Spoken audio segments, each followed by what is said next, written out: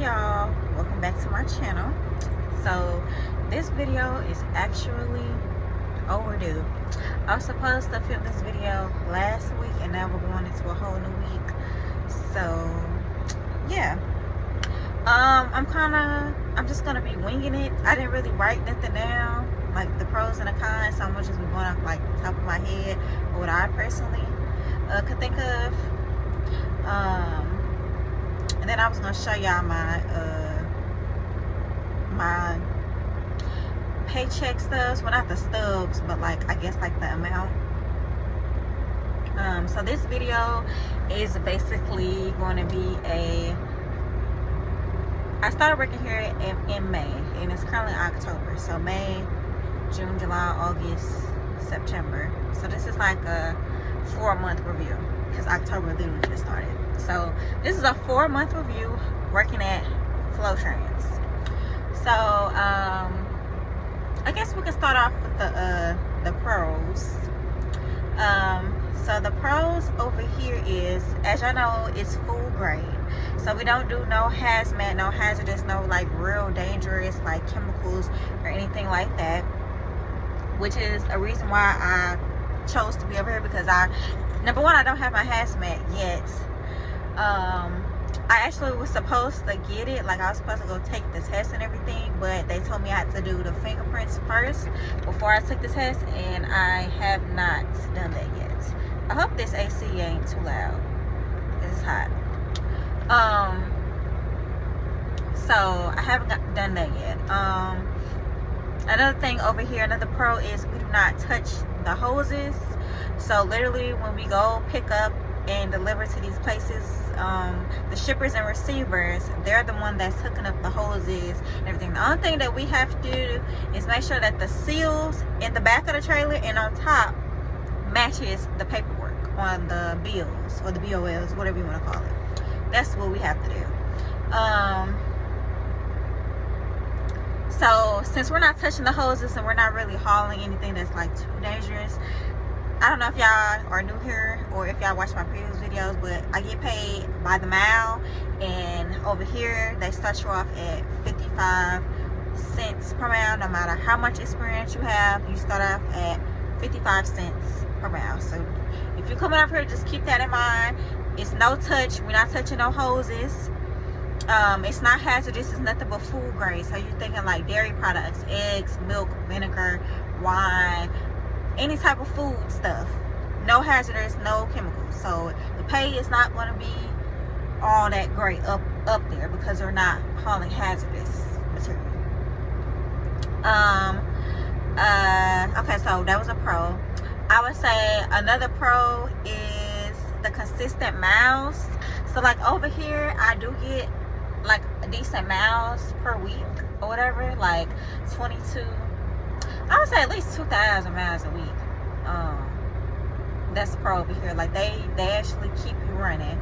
Now with that being said, let's get into some of the cons.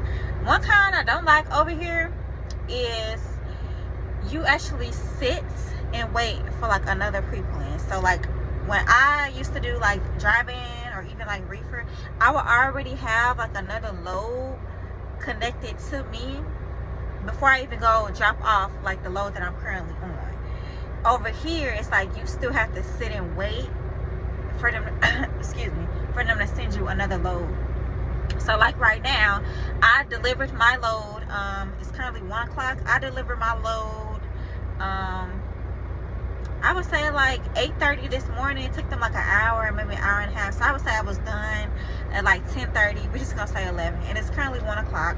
I'm in Kinley, North Carolina at the Petro. If y'all drive trucks, y'all know this is one of the world's biggest truck stop. So I'm currently parked here, and I've been here for 2 hours or so waiting on the load. And this is how it usually goes. Another con is I've compared like this food grade company to like other food grade companies, and we don't get paid for a lot of stuff that other food grade companies, tanker companies get paid for. Like we don't get paid for going to the tank washes and and waiting to get washed, because there's been a time where I was sitting at a tank wash for a good 3 to 4 hours waiting to get washed, or that's just how long it took them to wash out my tank. So we don't get paid for that. So it's like you're sitting or whatever. But for me personally, as long as I make, and now this is me personally, everybody got different type of bills and all of that.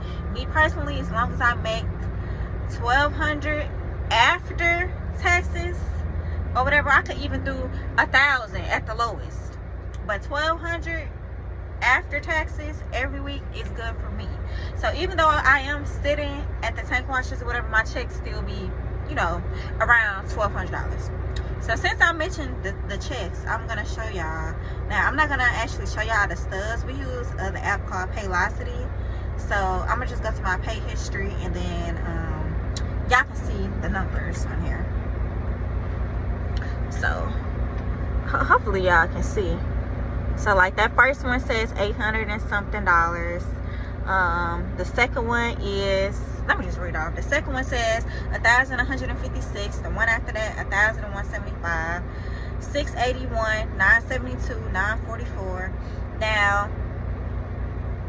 that low check, and this is another kind. Some of the areas, they don't be having empty trailers. Like there's been a couple of times, which I feel like this is just trucking in general, but there's been a couple of times where the place didn't have an empty trailer for me to take. Like it was supposed to be a drop-in hook, but they didn't have no empty trailers. I can't drop and hook if there's no trailer for me to take.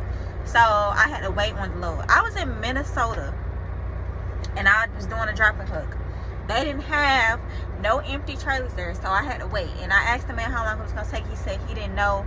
It's not like a first come first serve thing. They just do it whenever they do it, basically. So y'all, I was there for, I did a whole 34-hour recess, so might as well say a day and a half or whatever. And then after that, granted I did get paid for that. So I was there for a day and a half waiting on a truck to get empty, and it was in the middle of nowhere. So I had to PC, which is personal convenience, to a truck stop that was like an hour away. So I was able to take a shower and, you know, get some food. So after that, after my trailer had got emptied, I PC'd to that truck stop that was an hour away. I did get sent a load, but the load didn't pick up to the next day. So you might as well say I was sitting in Minnesota for 2 full days because I had to wait on an empty trailer. So I guess it's kind of like another kind, but like I said, that could happen with any trucking company. Yeah. So that's $681. That's when I was sitting for like 2 days.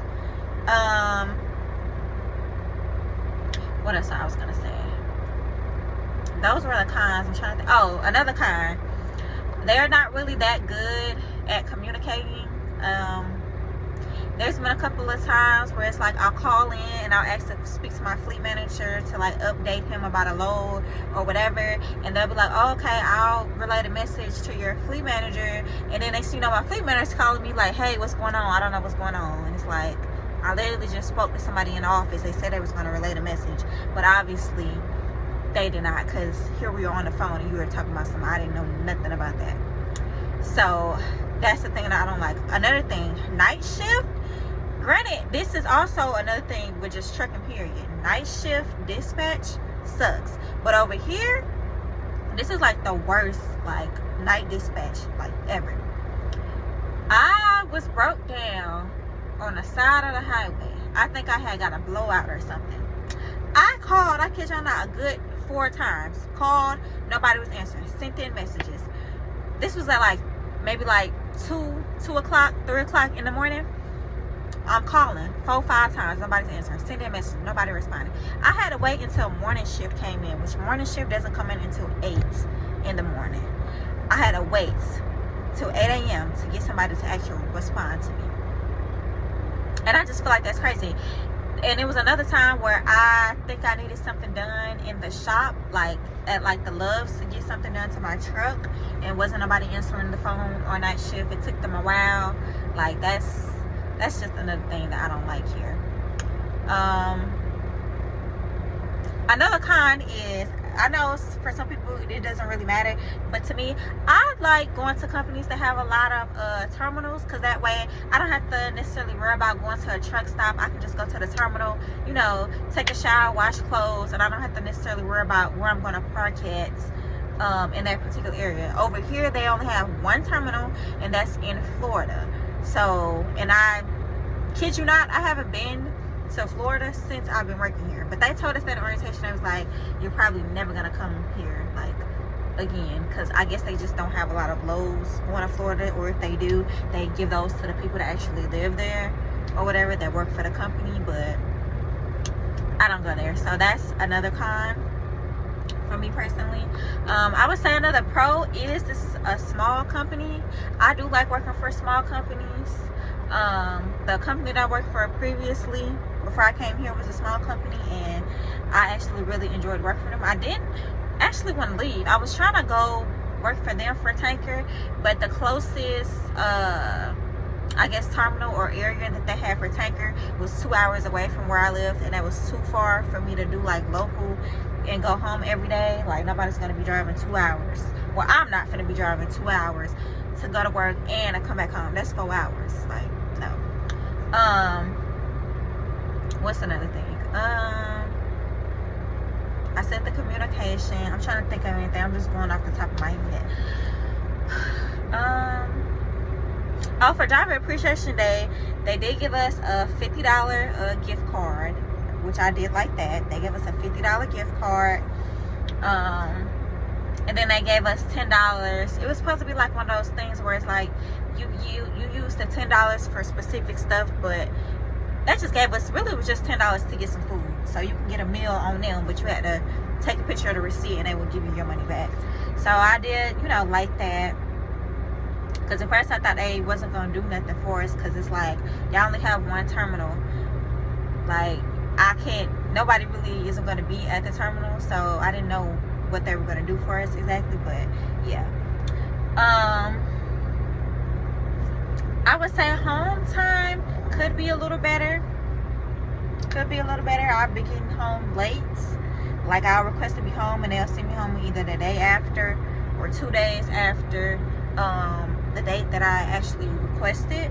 So that's another con. I actually met another driver. We swapped loads, and he was asking me where the load was going. I was like, oh, it's going to Minnesota, and I'm going home. And he was like, oh, I was supposed to be home 7 days ago. I feel like 7 days is crazy. A whole week, and I asked y'all to be home, and I'm not home in a whole week. Like, I feel like that's crazy. I'm like, yeah. The latest I waited to go home was literally 2 days, and I think that's like my max. Like, I feel like anything over 2 days is unacceptable, because we already stay out here for 2, 3, 4. Some people stay out here for months, and you gonna get me home late? Absolutely not. I think that's pretty much everything that I have as far as the pros and the cons. So this video is not gonna be long at all. But y'all stay tuned for the next video. I got some exciting news that I'm not announcing yet until I, actually put it in stone, or set it in stone, whatever that saying is.